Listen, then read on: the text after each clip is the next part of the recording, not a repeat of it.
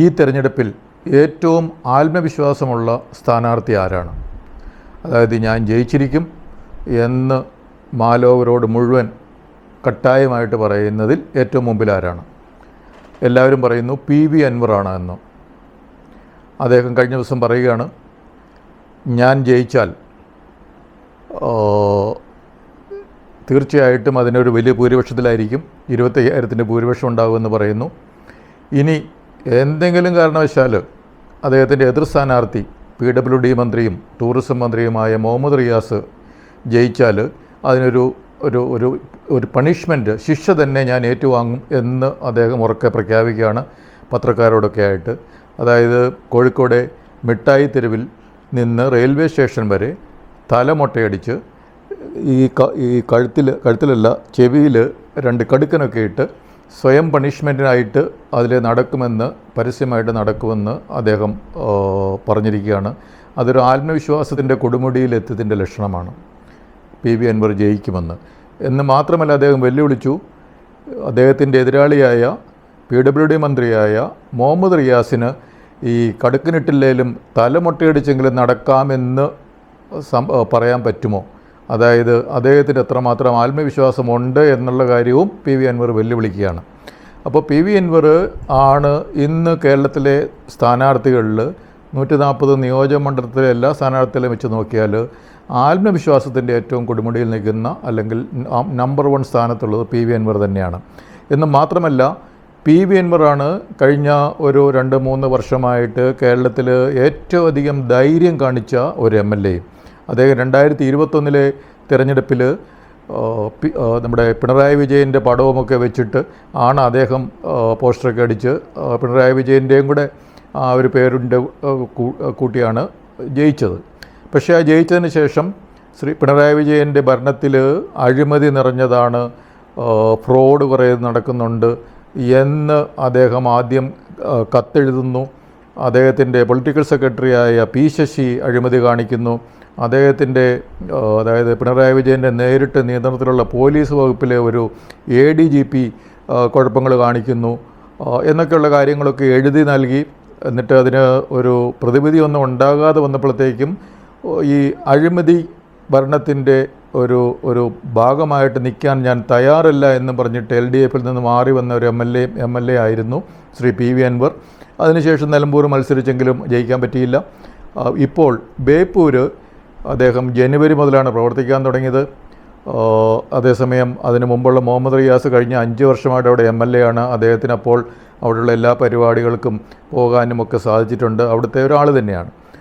PV Anwar ഈ കഴിഞ്ഞ 3-3.5 മാസം പ്രവർത്തിച്ചിട്ട് ഇത്രയും ആത്മവിശ്വാസം കാണിക്കുന്നുണ്ടെങ്കിൽ തീർച്ചയായിട്ടും 1 അദ്ദേഹത്തിൻ്റെ ധൈര്യം, 2 അദ്ദേഹത്തിൻ്റെ ആ പ്രദേശത്തെ വോട്ടർമാരിലുള്ള ഒരു വിശ്വാസവുമാണ്. അപ്പോൾ PV അൻവറാണ് ആത്മവിശ്വാസത്തിൻ്റെ കാര്യത്തിൽ നമ്പർ 1 ഇപ്രാവശ്യത്തെ ഇലക്ഷനിൽ കേരളത്തിൽ. ഇനി 2ാം സ്ഥാനത്ത് നിൽക്കുന്നത് VD സതീശനാണ്. കാരണം VD സതീശൻ വളരെ മുമ്പേ തന്നെ പ്രഖ്യാപിച്ചു, ഞാൻ നേതൃത്വം നൽകുന്ന UDF 100 സീറ്റ് നേടും, 100 സീറ്റ് നേടിയില്ലെങ്കിൽ ഞാൻ വനവാസത്തിന് പോകുമെന്ന് വളരെ ദൃഢമായിട്ട് ഉറക്കെ പ്രഖ്യാപിച്ച ഒരു സ്ഥാനാർത്ഥിയാണ്.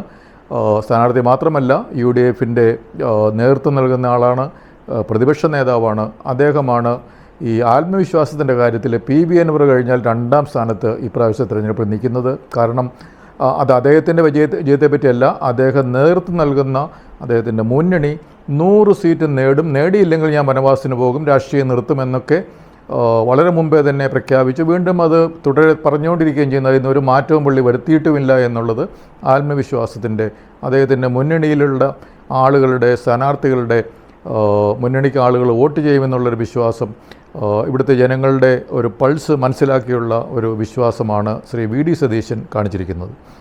ഇനി ഒക്കെ അതിൻ്റെ ഇടയ്ക്ക് അദ്ദേഹം വനവാസം എന്ന് പറയുന്ന ഒരു റിസോർട്ട്, വനവാസം എന്നുള്ള പേരുള്ള റിസോർട്ട് ഉദ്ഘാടനം ചെയ്യാൻ പോയപ്പോൾ ഇനി പറയാമല്ലോ, ആ റിസോർട്ടിലേക്ക് പോയാൽ ഞാൻ വനവാസത്തിന് പോയി എന്ന് പറയാമല്ലോ എന്നുള്ള ചില ദോഷേതൃക്കുകൾ പറയുന്നുണ്ടെങ്കിൽ പോലും ഈ 100 സീറ്റ് നേടും എന്നുള്ള കാര്യത്തിൽ അദ്ദേഹത്തിനൊരു തർക്കവുമില്ല.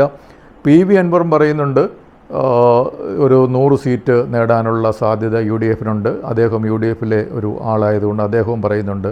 അപ്പോൾ 100 സീറ്റ് നേടുമെന്നുള്ള കാര്യത്തിൽ VD സതീശന് ഒരു സംശയമില്ല. ഇല്ലെങ്കിൽ വനവാസത്തിന് പോകുമെന്നുള്ള അദ്ദേഹത്തിൻ്റെ ആ ഒരു ദൃഢനിശ്ചയവും ഉറക്കെയുള്ള പരസ്യമായുള്ള പ്രഖ്യാപനവും തീർച്ചയായിട്ടും ആത്മവിശ്വാസത്തിൻ്റെ ഒരു അടയാളം തന്നെയാണ്.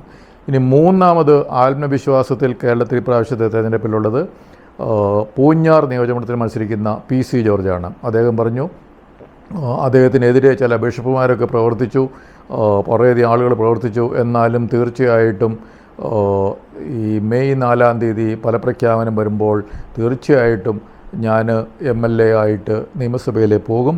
ഇപ്രാവശ്യത്തെ നിയമസഭയിൽ ഞാൻ ഉണ്ടാകും എന്ന് അദ്ദേഹം പറയുന്നു.